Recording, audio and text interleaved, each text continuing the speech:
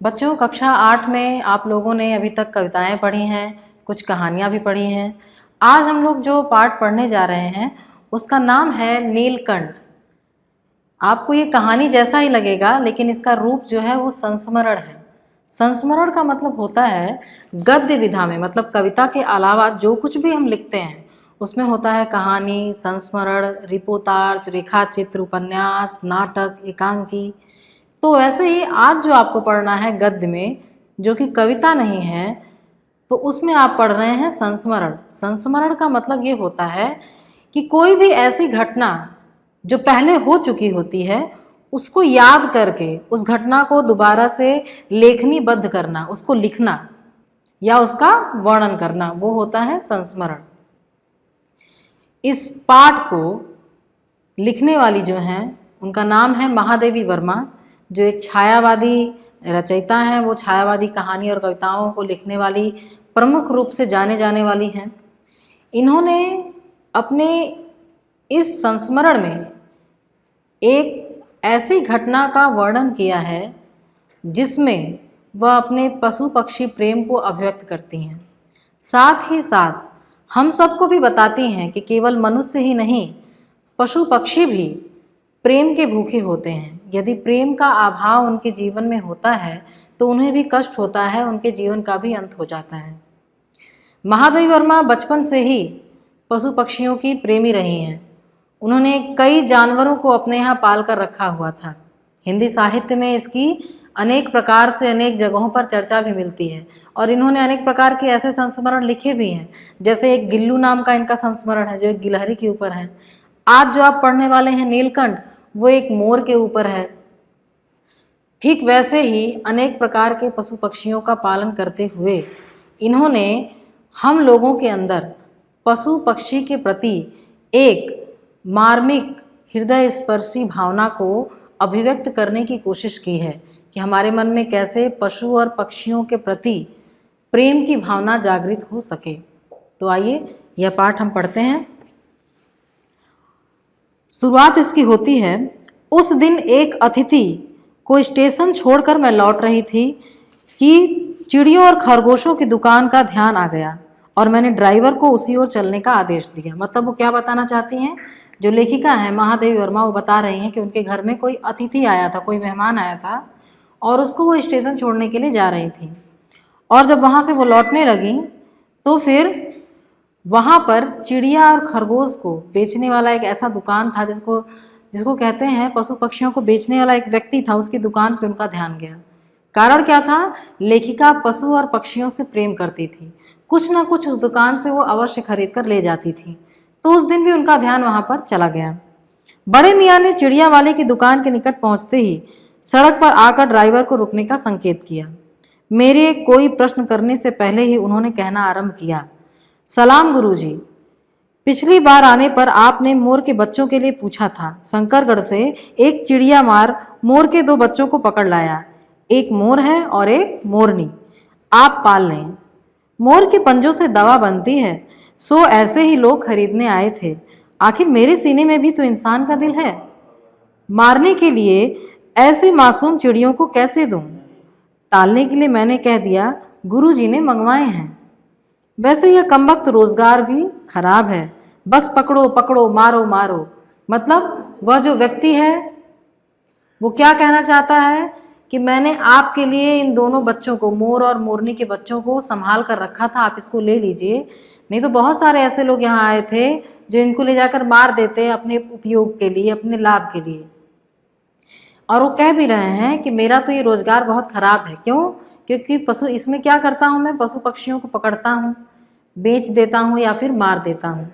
लेकिन मेरे सीने में भी इंसान का दिल है। मैं जानता था कि आप आएंगी, इसीलिए मैंने इनको सुरक्षित रखा है। बड़े मियाँ के भाषण की तूफान मिल के लिए कोई निश्चित स्टेशन नहीं था। ठीक वैसे जैसे एक ट्रेन कहीं आती है तो एक निश्चित रुकने के लिए एक स्टेशन होता है उसके, लेकिन स्टेशन नहीं था। मतलब वो जब बोलना शुरू करते थे तो बीच में कहीं रुकते ही नहीं थे। सुनने वाला थक कर जहाँ रोक दे वहीं स्टेशन मान लिया जाता है। इस तथ्य से परिचित होने के कारण, तथ्य मतलब बात, इस बात से परिचित होने के कारण ही मैंने बीच में उन्हें रोककर पूछा, मैंने कौन? लेखिका ने। मोर के बच्चे हैं कहाँ? बड़े मियाँ ने हाथ के संकेत का अनुसरण करते हुए मेरी दृष्टि तार के एक छोटे से पिंजरे तक पहुंची।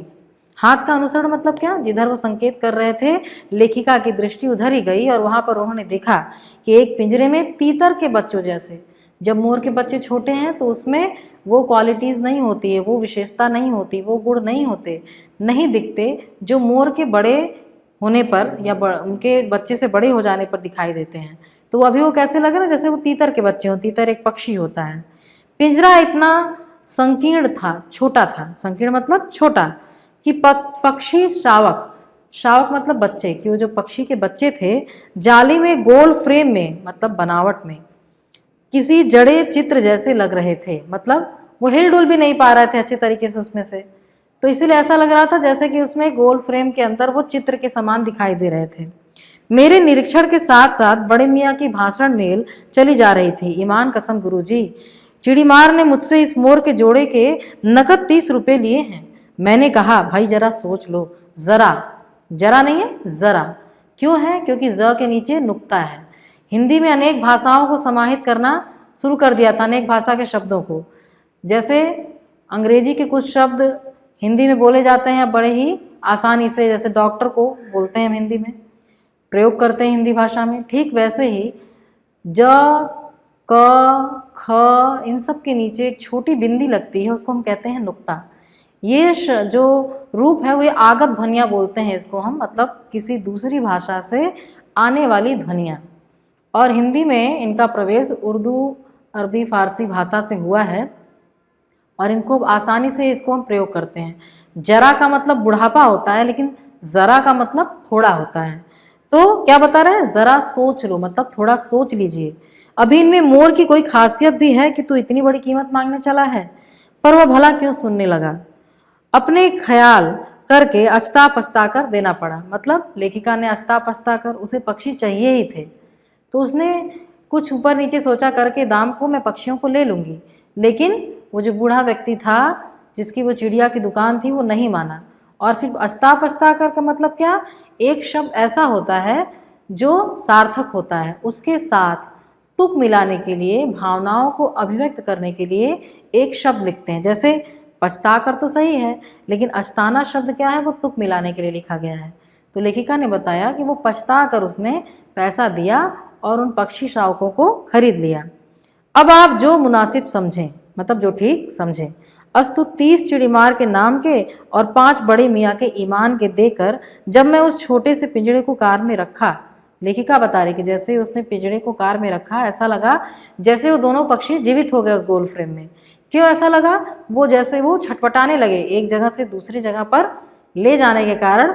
भयभीत पक्षी थे, नए जगह पे थे, तो उनको लगा कि अब हम लोग कहाँ जा रहे हैं। तो इस तरीके से उनके हृदय वो क्या करने लगे, उसी पिंजड़े में घूमने लगे, मानो पिंजरा ही सजीव और उड़ने योग्य हो गया। देखने से ऐसा लगा कि कहीं ऐसा ना हो कि उड़ने योग्य हो गया, मानो मतलब ऐसा लग रहा था, क्योंकि पिंजरा कैसा था? बहुत ही छोटा था। तो पक्षी जब दोनों हिलने लगे, उसमें घूमने लगे, तो पिंजरा भी हिलने लगा साथ में। तो ऐसा लगा कि दोनों पक्षी पिंजरे को मानो लेकर उड़ जाएंगे। घर पहुंचकर सब कहने लगे तीतर हैं, मोर कहकर ठग लिया। कदाचित अनेक बार ठगे जाने के कारण ही ठगे जाने की बात मेरे चिढ़ जाने की दुर्बलता बन गई। दुर्बलता मतलब कमजोरी। अब वो किसी भी बात पे, अगर पशु पक्षियों से किसी बात को लेकर इस तरीके की बातें होती थी उनके घर में कि आप ठग ली गई हैं, आपको बेवकूफ़ बना दिया गया है और आपको मोर कह के तीतर दे दिया गया है, तो वो क्या हो जाती थी? गुस्सा हो जाती थी, परेशान हो जाती थी कि नहीं ऐसी बात नहीं है। मोर के क्या सुरखाब के पर लगे हैं तो पक्षी ही। चिढ़ा दिए जाने के कारण ही संभवतः उन दोनों पक्षियों के प्रति मेरे व्यवहार और यत्न में कुछ विशेषता आ गई। मतलब अब लेखिका ने क्या किया, बहुत ही प्रेम से और बहुत ही प्रयास करके उन दोनों पक्षियों को पालने का कार्य शुरू कर दिया। पहले अपने पढ़ने लिखने के कमरे में उनका पिंजरा रखकर उनका दरवाजा खोला, फिर 2 कटोरों में सत्तू की छोटी छोटी गोलियां और पानी रखा। मतलब खाने के लिए उनको सत्तू की गोलियां दी और पीने के लिए पानी रख दिया। वे दोनों चूहेदानी जैसे पिंजरे से निकलकर मानो मेरे कमरे में खो गए। मतलब क्या, अभी तो वो छोटे स्थान में थे, एक पिंजरे में। जब उनको एक बड़ा कमरा मिला तो वो यहाँ वहाँ घूमने लगे उस कमरे में, कभी बेड के नीचे, कभी किताब कॉपी के पीछे छुपकर, कभी जो उनकी रद्दी का एक कार्टून था उसके अंदर छुप जाते थे। अंत में इस लुका छुपी से थक कर उन्होंने मेरे रद्दी के कागजों की टोकरी को अपने नए बसेरे का गौरव प्रदान किया। मतलब वहां उन्होंने रहना शुरू कर दिया।